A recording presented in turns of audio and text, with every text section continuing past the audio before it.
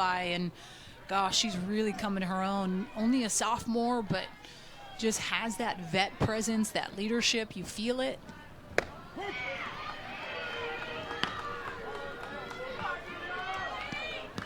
Crenshaw leads off the Tiger first inning. Julia, who leads Mizzou in a number of offensive categories, including batting average, doubles, homers, runs, RBIs. Sticker right at the top of the batting order. Reese Anderson, Madison Walker batting in that 6-hole. So he's up to 13 home runs. Yeah, and a little bit of a fear factor there moving into the bottom half of the line.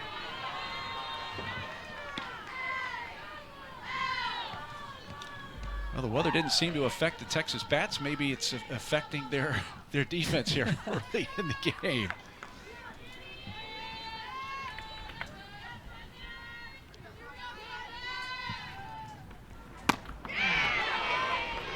Big rip by Abiscato.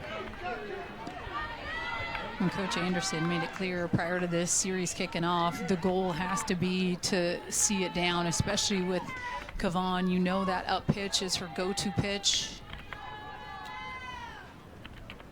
And she's the type of pitcher where you have to be patient. You have to recognize spin and say, hey, I know she's going to go upstairs, but can I see the difference between a pitch that I can hammer, a pitch is going to climb underneath my bat? And that's also what makes her so tricky.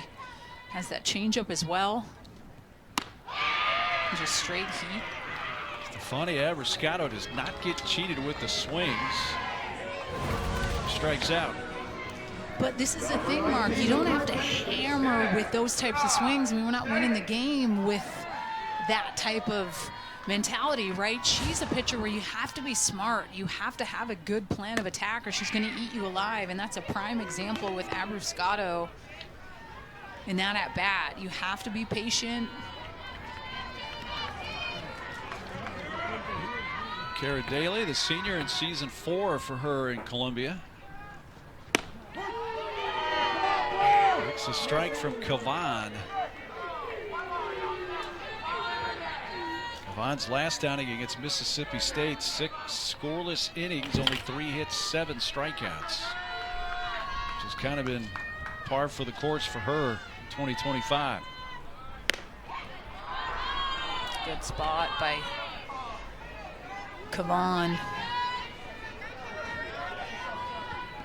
And this is where sometimes you question as a hitter. You saw her just go outside. Now you're thinking, is she going to go upstairs? I haven't seen the changeup yet. And at times when you have someone like Kavan who's been thrown the way she has, you technically don't need to really show your changeup until they prove that they can hit something up in the zone. And then that's when you start to kind of evolve a little bit as the game goes on. Maybe that second time through the lineup, you whip that pitch out, make it even more challenging that second, third time through. Raised the eye level with the previous pitch and then goes down and strikes out Daly for the second out. Reese Anderson, who was the 10th head coach in Mizzou softball history, now in season 7. Went into the super regional round here last year, which they hosted before falling to Duke.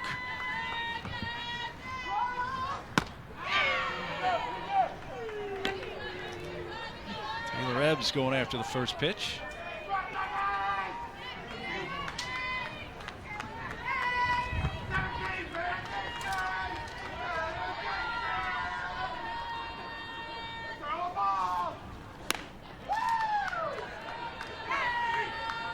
.69 miles per hour from Tegan Kavan. Ebbs, the transfer from Kentucky, spent 3 seasons in Lexington.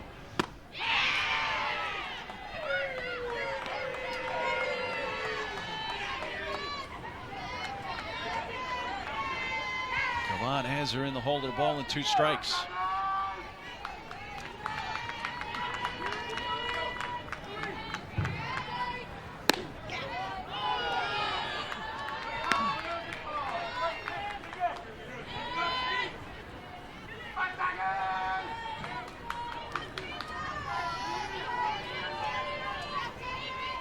Leadoff error put Crenshaw at second. She's still there with 2 outs. And the inning ends with a Kavan strikeout.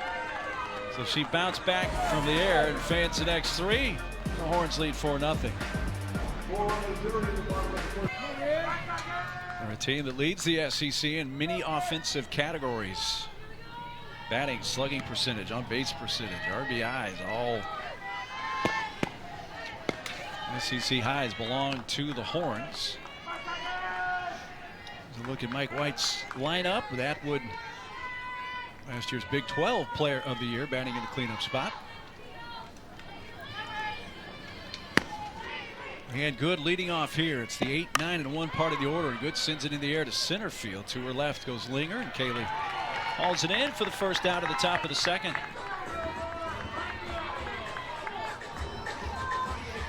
Now, what we didn't show you before the Mitchell home run, Texas loaded the bases with really kind of three. One was a bunt base hit for Caden Henry, but the other two were kind of balls that just kind of found holes, and they used their speed to beat them out. And it wasn't like that the Mizzou starter McCann was getting knocked around until that swing by Mitchell.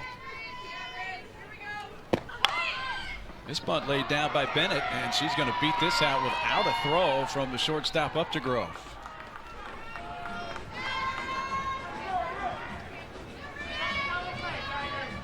I know it's a cold day, but already we have seen what Texas that speed does for them offensively. Well, it's huge, and you look at someone like Katie Bennett in the 9 spot. She's 8 for 9 in stolen bases, so you know that speed factor and that her ability to turn over the lineup is key, and that's exactly what she does in that type of a situation. Now puts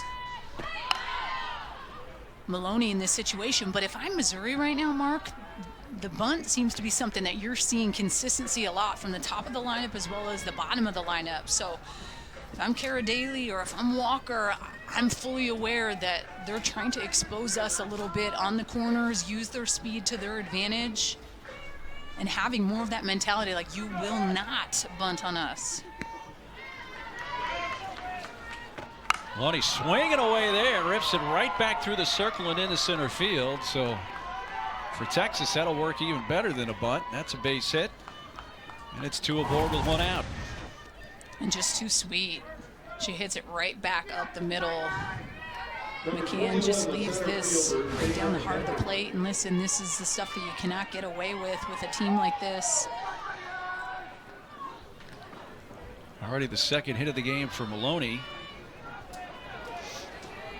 Here's Caden Henry, who with her base hit, bunt base hit in the first inning, bumped her average from 495 right to the 500 mark for the season to lead the SEC.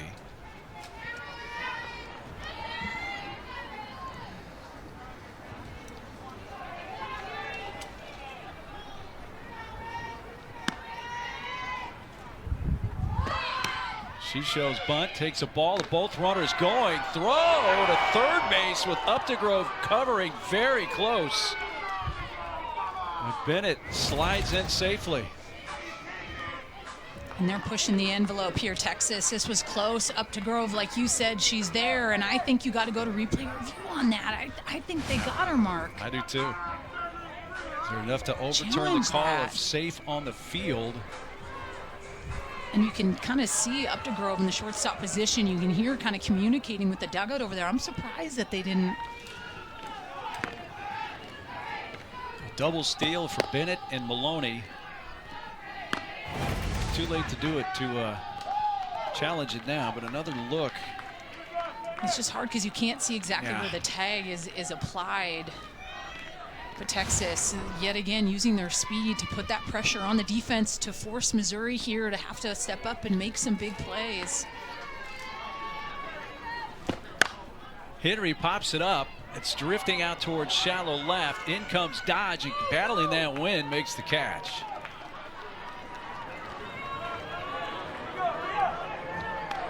The wind, which was really kind of blowing straight in from right field, is now kind of blowing across the field from left center to right center, and it played with that ball in the air as long as it was up in the air.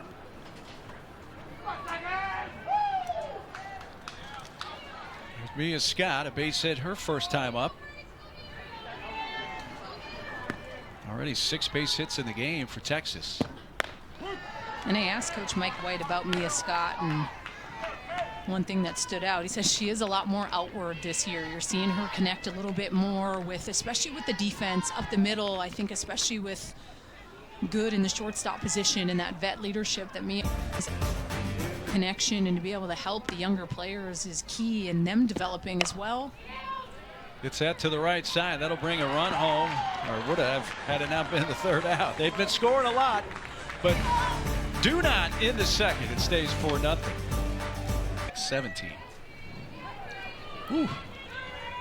And you get the #1 team 3 times here over the next basically 24 hours or so. And it's daunting a little bit, especially if it's not going the way that you want it to go. And when you think about Missouri and the run that they had last year to being 1 game away from punching their ticket to Oklahoma City, this was a team that you thought for sure was going to have that same run. And it's not to say that they still can't make it. Their chances of probably hosting a super regional or regional may be a little bit tougher, but I think it goes to show in the SEC just how challenging week in and week out it is. But to me, more importantly, the ones that are mentally the toughest to endure that week to week and how you can continue to get through, even if it may not go the way you want it to, or you drop a game that you shouldn't. Know that there's a lot of other teams that are going through the same lumps and bumps too.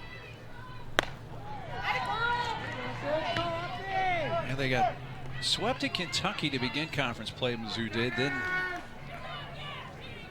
took 1 of 3 from OU, which for any team other than Texas, that's a big win for an SEC team to at least get 1 victory out of that series with the Sooners. And at Ole Miss, dropped the first 2 last week before winning on Monday. They still have to go to Mississippi State and have Texas A&M, go to Bama, Georgia, all ahead on the SEC slate from Mizzou. And a foul tip into the glove of Atwood is a strikeout of Updegrove. And that's 4 consecutive strikeouts for Tegan Cavan after Crenshaw let off the first, reaching on an error. Well, and just Bayou mentality all day for Cavan. She hasn't even had to go to her changeup, and that's in her hip pocket if need be. But why? When you're able to beat him with the heat at this point, there's no reason to have to bring out the change. Fouled off by Walker. Madison, first baseman. But just even thinking, okay, getting swept by Kentucky, but then Kentucky just lost the series to Auburn. Auburn took 2 of 3, and we had Auburn last weekend, and they had not won a game in the SEC. So it just goes to show every single weekend there's just things that can happen. That shot towards right field, and Wynn kind of holding that up in the air for Maloney as Ashton puts it away for out number 2. First out recorded for Texas by some other method than the strikeout for Cavan.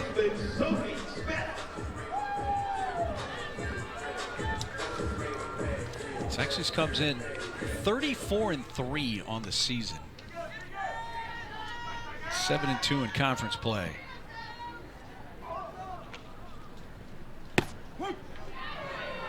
Pitch that caught the low part of the zone, according to plate umpire Stephen Gould. On Mizzou, true freshman Sophie Smith, who is a Texas native from Spring, Texas.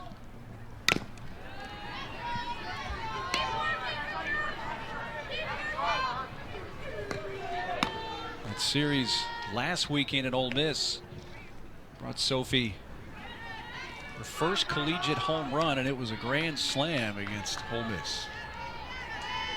5 RBIs in that game.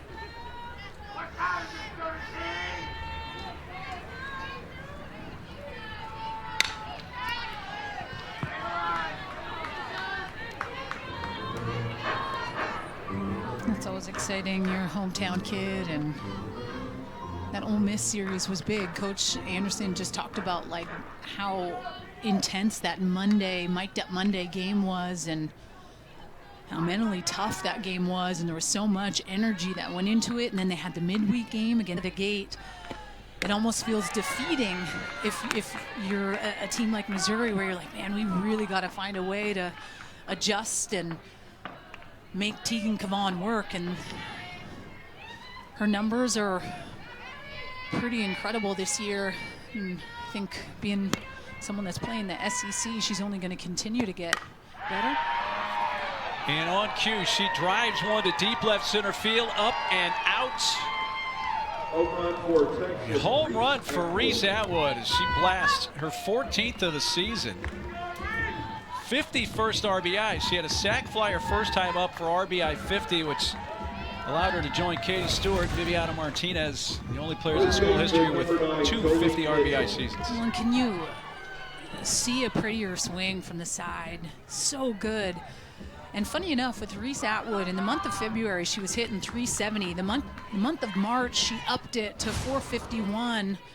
And you can tell in April, she's just continuing to get better. She has been so good, so patient, and such a worker.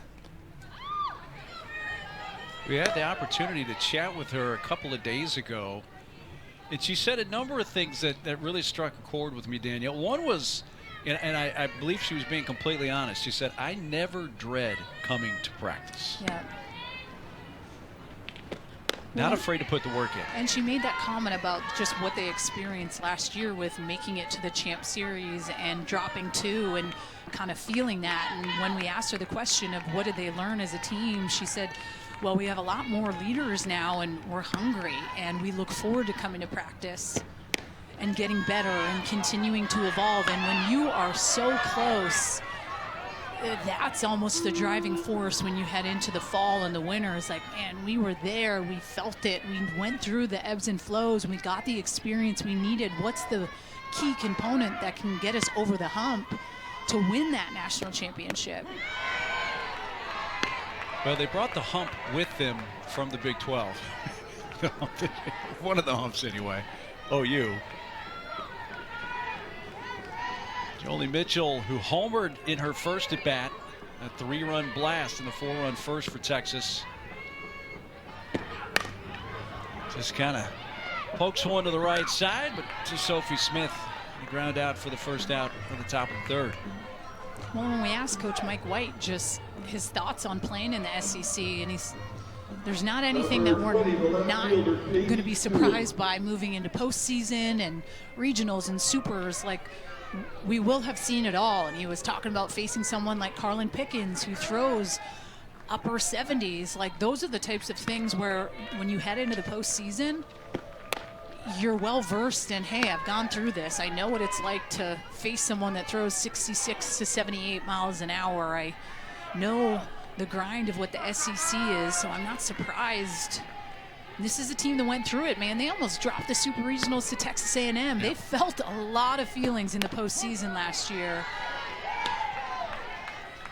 Yeah, that Super with A&M in Austin was, it had as much drama. It was great TV. Probably not the kind of TV Mike White was wanting to see with all the drama that came. But it was fascinating to watch. That ball's blasted by Stewart towards left center field. Diving catch! Kaylee Linger from Mizzou takes extra bases away. Mark, this is such a good jump that she got. This is full speed, laying it all out. And this is what you dream about when you're playing outfield. I mean, potential Sports Center top 10, the emotion, trying to fire up the squad. This is so good. Tell you what, you won't see much better than that right there. And as a pitcher, those are the things that you need to put into your basket to start to get you going, to feel the moment. At times, yeah, you're down 5-0. You feel that as a pitcher. You feel this sense of like, man, I want to be better. When your team has your back like that, it has to amp you up. And you're seeing Marissa McCann make a little bit of adjustments here in the third inning, throwing that changeup quite a bit more than you saw that first and second inning. Comes McCann's 50th pitch of the game. 1-2. That played by Linger. And on top of that, it's a 33-degree wind chill out there right now. And she got the great break to get her into the alley to make that play.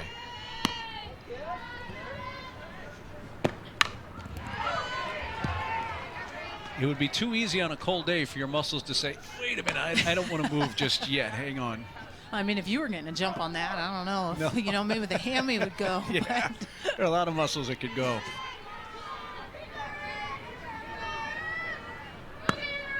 1-2 pitch. Simmons was a strikeout victim her first time up.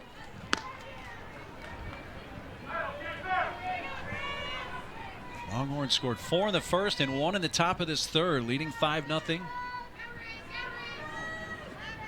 Reese Atwood home run began this inning. 1-2 pitch.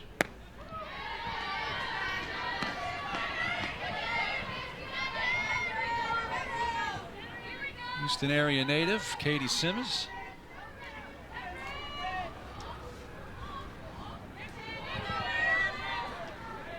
Out of Humble, Texas, on the north side of Houston. We'll get back in the crowd.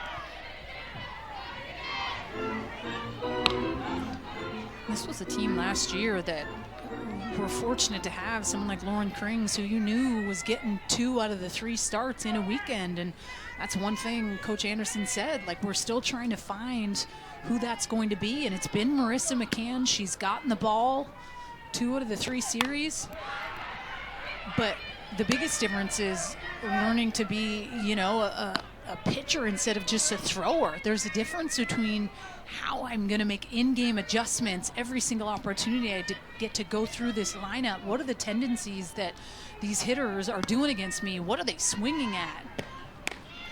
And that can be the hardest part for pitchers. I'm going to say more so now than ever, because the data and the amount of information that's out there on pitchers, you can know percentages that they're throwing certain pitches at what counts, what they tend to go to certain hitters.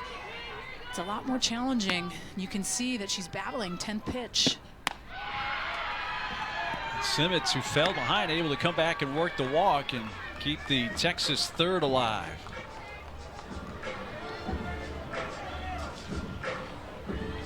It's the first walk of the game allowed by Marissa McCann. Number 43, Leanne Good. She hasn't walked many this year. That's just her 33rd walk and just over 100 innings.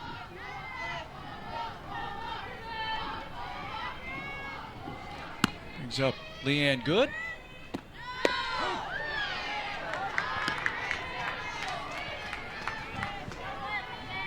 Leanne led off the second and fly to center.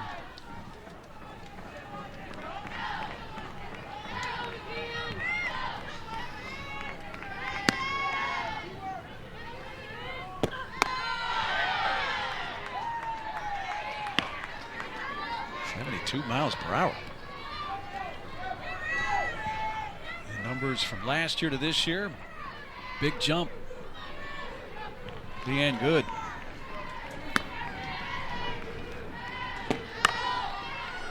That's in play on the infield. Wynn kind of spinning it around, but the second baseman comes down, and that's caught by Sophie Smith to retire the side.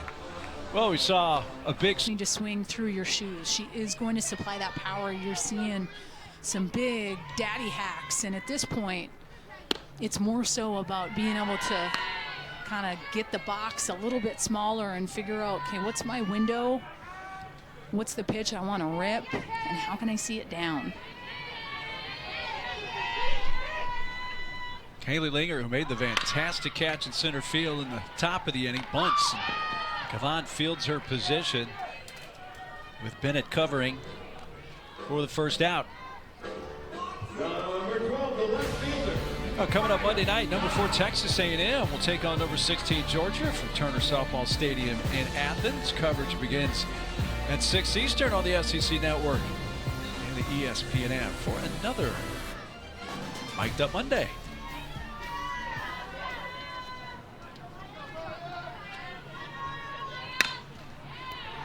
Maya Dodge fouls the first pitch off. And I like that Maya Dodge has kind of really entered this lineup. You see her in that 9 spot, but Coach had mentioned, Coach Anderson in the call this week, that she's had some really good quality at-bats for this team in that pinch hitting role, and that's why she earned the start and opportunity in the midweek game. And you're seeing that kind of translate over into this series against Texas. And it's just the behind-the-scenes work, the hard stuff, the grind when no one's watching, and putting in that work even if you're not that day-to-day starter. And then when opportunities presents itself, you get noticed, you step up, and that's what you're seeing from someone like her in the 9 spot. Dodge in her 2nd season of the Mizzou program after playing 2 seasons at Northern Iowa. She is a native of Iowa.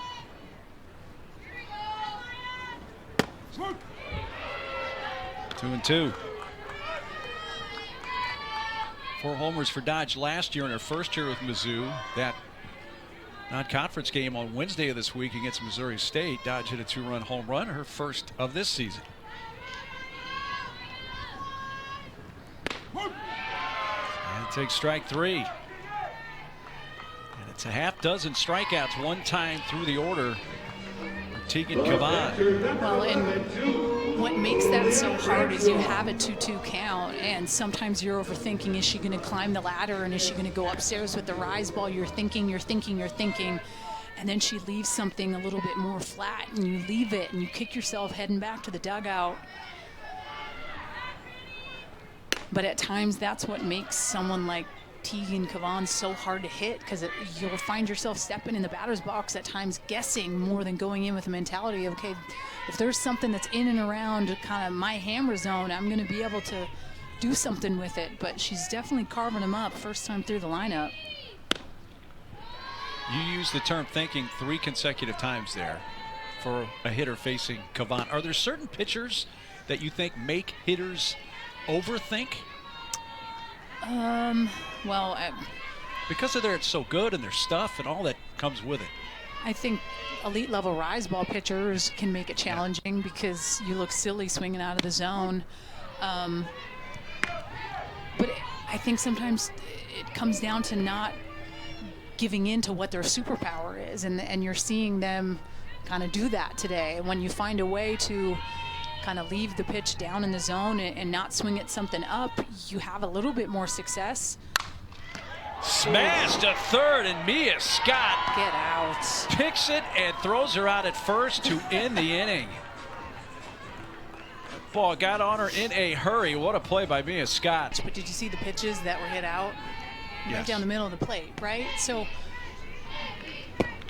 those are the things that when you're facing tough offenses, when you make mistakes, they make you pay. And at the end of the day, location tends to beat good hitters. So it's being able to put heat on the hands, and you've seen Marissa McCann throw upper 70s. We've seen her hit 72. If you put that stuff on a corner, it's really tough to square that up. You saw in the 3rd inning her go to that changeup quite a bit more. So it's like, what's the consistency we can get with that changeup, with that pitches up in the zone? 72 rise ball up in the zone, that's a tough pitch. But you're right, this is a Texas offense. I mean, coming into this game, which is their 38th game of the season, they're hitting over 380 as a team. With the 2 homers today, they have 57 homers now as a team. And if you leave a ball over the middle of the plate, they're going to punish you. And sometimes that's what those types of offenses do, though. They kind of make you overthink as a pitcher, where you potentially make more mistakes because there's this fear that you're like, I don't want to mess up. When in all reality, let it rip. You have nothing to lose at this point going up against Texas. And this is where you learn as a sophomore, especially if you're going to be an ace of a team, what I'm made of. Can I hit good quality spots when I need to? Just guides that up the middle and into center field. And that's an example of tipping your cap. She worked it. She got to a 2-2 count. She throws a changeup, and she just kind of hits something right through the middle. Tip your cap, move on, next hitter. The lineup turns over to Ashton Maloney. Already has a couple of hits. The top 5 hitters for Texas are a combined 6 for 9, 2 times through the order.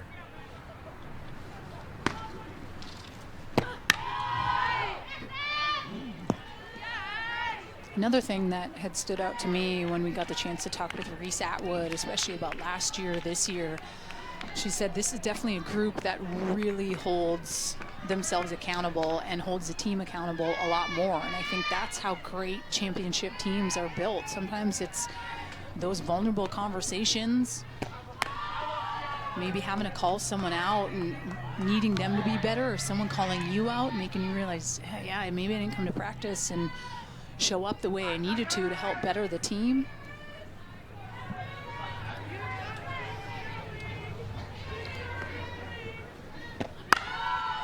Sent down the left field side into foul ground. A sliding attempt by Maya Dodge, but it's out of reach.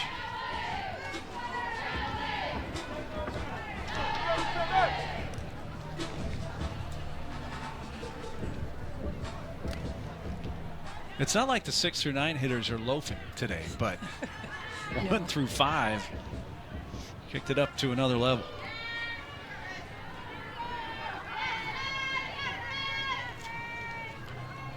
When he has 2 of those hits, he's also scored a run.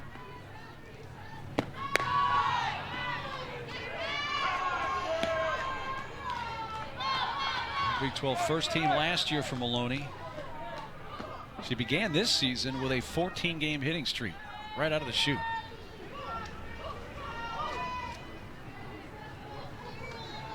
It's safely in all 3 games of the series last weekend at Mississippi State. There goes the runner. Bennett down to second. Got her.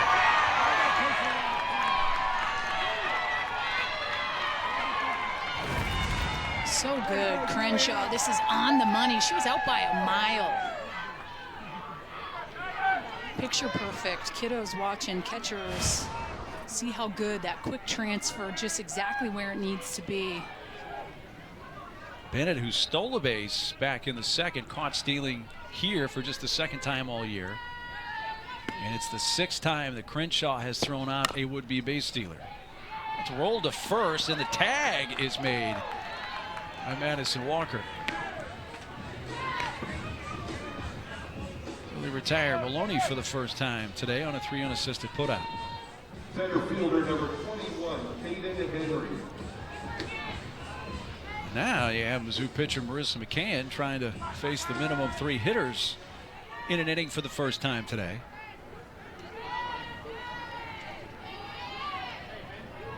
She'll deal with the center fielder Caden Henry.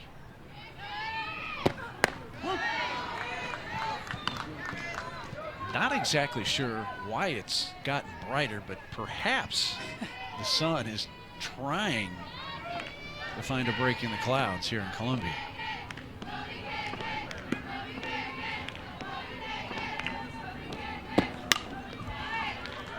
0-2.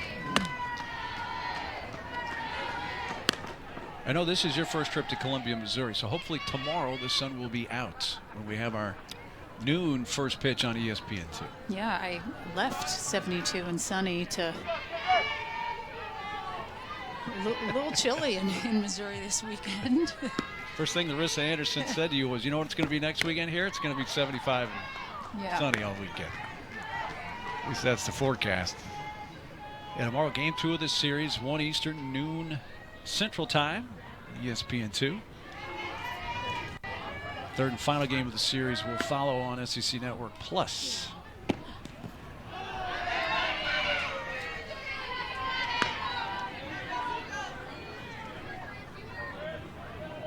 Two ball, 2 strike count. Yeah, whether you're in the Iditarod or coming to the game today, that jacket in the middle was the perfect one. And that ball's hit well towards right field. Fighting through the wind. It's not going to win that battle today. And Riscato makes the catch to retire the side. We'll visit. A couple RBIs for Atwood. Another 3 for Mitchell. Waits on deck.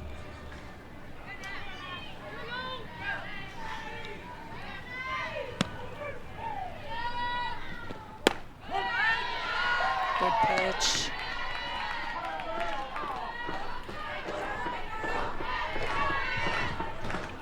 Shea, who is a Texas native from Aledo, Texas, Aledo High School. Ball ripped to left over the head of Cahalan. That's going to score Mia Scott. That's a record-tying run scored by Mia Scott. Just tied Nate Jefferson's school record for runs scored. this is just an absolute laser, but left over the First base number 9, part of the plate a Mitchell. little bit too much, and she just pulls it. She's not fooled whatsoever.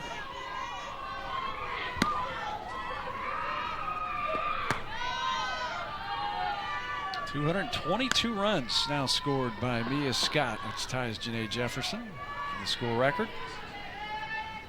And what is Atwood's 3rd RBI of the game, and it's now a 6-0 Texas lead.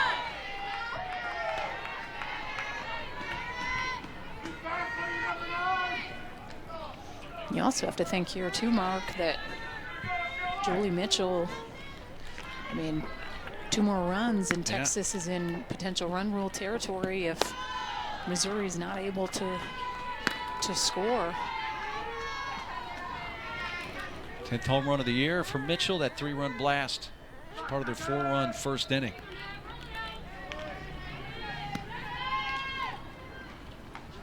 I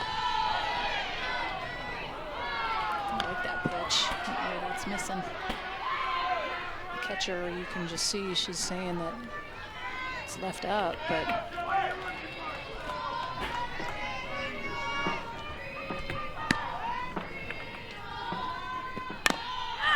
Another one fouled. That one hit the foot of Mitchell. Jolie Mitchell out of Rosebud, Arkansas. I like feel that to my core, not only because I experienced it, but with the cold and just all the things. That is next I'd be going up there like Terminator with the gear on the bottom half. That cannot happen again. It hurts way too much. Trying to walk it off. They're giving her some time to. Quite saying, you good? All right. And she's saying no. Doesn't feel good.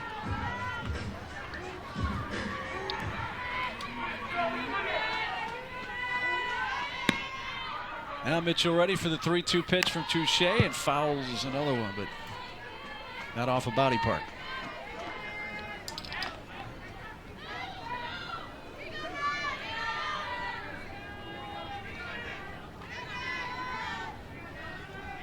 Six runs, 9 hits for Texas.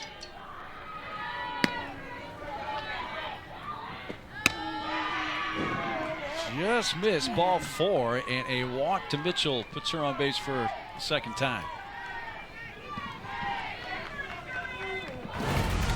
Just want to see where this Number 20, Katie missing. Little up, maybe? Fine, Mark. Maybe. Yes, top of the zone, a little bit too much, but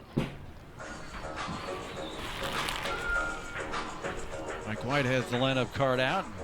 He's going to give Jolie Mitchell a little reprise here after fouling that ball off her foot. We'll find a pinch runner.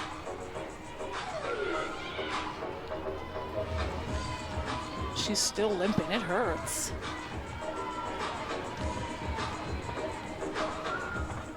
Putting a first for Wallace is going to come out. Wallace runs at first, 2 on. Nobody out in the Texas 5th inning. A 6-0 lead for the Horns. Katie Stewart at the plate.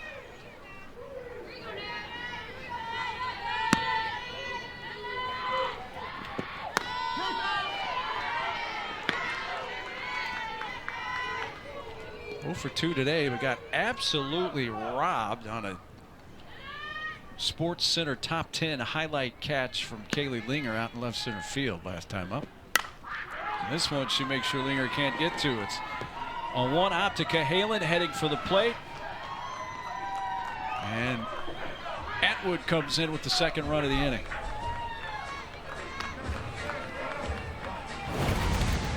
It's a good piece by Katie Stewart. Turns on it in her half. Reese Atwood, a lot of speed. It's impressive with just her being behind the plate and the power that she has, but also speed on the base.